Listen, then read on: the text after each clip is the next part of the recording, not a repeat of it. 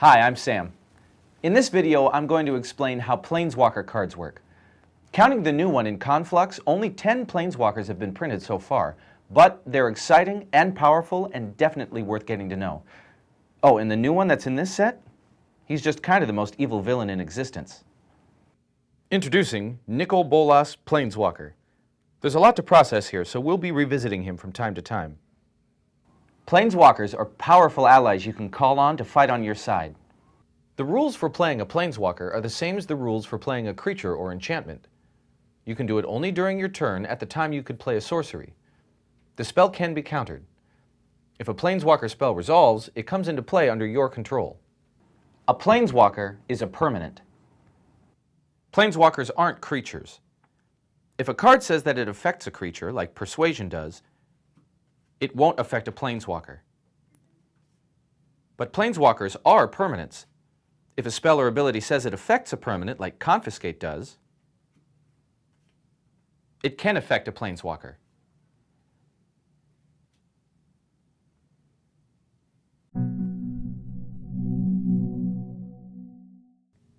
Each Planeswalker has a subtype. Nicol Bolas Planeswalker's subtype is Bolas. These subtypes are also called Planeswalker types. Planeswalker types aren't creature types. They're a separate list. Note that Nicol Bolas Planeswalker is not a dragon. When Nicol Bolas ascended to be a Planeswalker, he went way beyond being a mere creature. He may have the body of a dragon, but he hasn't truly been a dragon for millennia. If two or more Planeswalkers that share a subtype are ever in play at the same time, they're immediately put into their owners' graveyards. They don't have to be the same card, they just have to have the same Planeswalker type. A Johnny Goldmane and a Johnny Vengeant are different versions of the same Planeswalker character, so they both have the subtype a Johnny.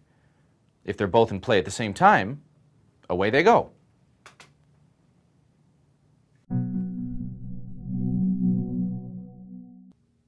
Loyalty is a characteristic only Planeswalkers have.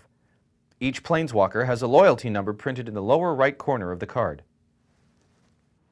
While a Planeswalker is in play, its loyalty will go up and down. You'll keep track of this by using loyalty counters. A Planeswalker comes into play with a number of loyalty counters on it equal to its loyalty number. While a Planeswalker is in play, its loyalty is equal to the number of loyalty counters on it, and its printed loyalty is ignored. If you play an ability of a Planeswalker, its loyalty can go up or down. Damage dealt to a Planeswalker results in that many loyalty counters being removed from it. If a Planeswalker's loyalty is 0, it's immediately put into its owner's graveyard. It can't be regenerated.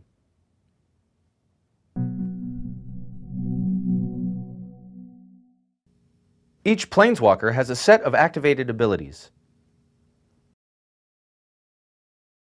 These abilities have restrictions that aren't spelled out on the card.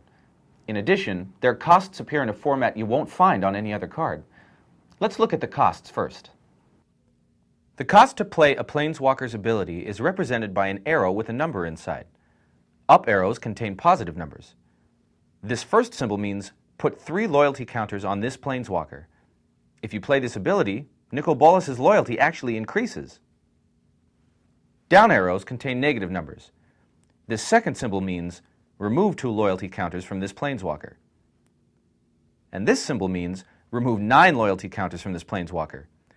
You can't play a Planeswalker's ability that has a negative loyalty cost unless the Planeswalker has at least that many loyalty counters on it. That means, if you want to use Nicol Bolas's -9 ability, you'll need to use its +3 ability a couple of times to pump up its loyalty first. These abilities are pretty powerful, so there are limits to when you can play them and how often. Unlike most activated abilities, you can't play these whenever you want. For example, you can't play one during combat. You can play an ability of a Planeswalker you control only during your turn at the time you could play a sorcery. You may play a Planeswalker's ability the turn it enters play.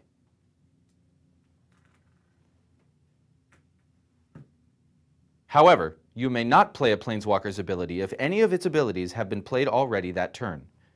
In other words, you're limited to one ability from each of your Planeswalkers each turn.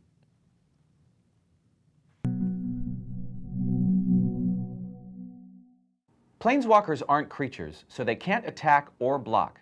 However, Planeswalkers can be attacked by creatures. Let's say you control Nicol Bolas Planeswalker and it's your opponent's combat phase. As he declares attackers, he announces who or what each of those creatures is attacking, you or your Planeswalker. All the attacking creatures may attack the same thing or they may attack different things. If you control more than one Planeswalker, any or all of them can be attacked during the same combat phase. When it's time for you to declare blockers, you can block the attacking creatures as normal. It doesn't matter who or what they're attacking. During the combat damage step, damage dealt to creatures or players behaves as normal. Damage dealt to a Planeswalker, however, causes that many loyalty counters to be removed from it. Planeswalkers, like players, don't deal combat damage.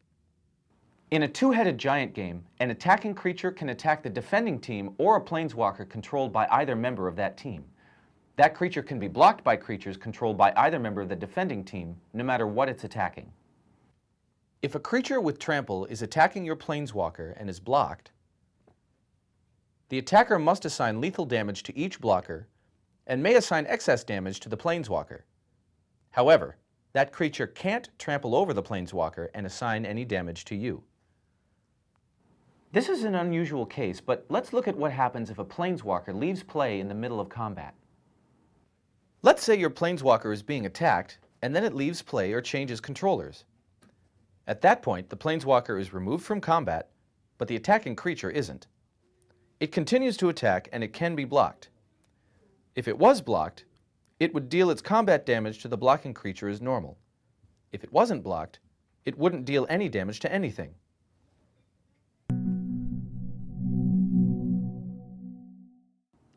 You've seen how creatures can deal combat damage to Planeswalkers. It turns out that non-combat damage can hurt them too. If a source you control would deal non-combat damage to an opponent, you may have that source deal that damage to a Planeswalker that opponent controls instead. Let's take Shock as an example. Shock can't target a Planeswalker because it has to target a creature or a player. However, if you target your opponent with Shock, then, as it resolves, you can choose to have it deal its 2 damage to your opponent's Nicol Bolas. If you do, 2 loyalty counters are removed from it. You can't split the damage between a player and a Planeswalker.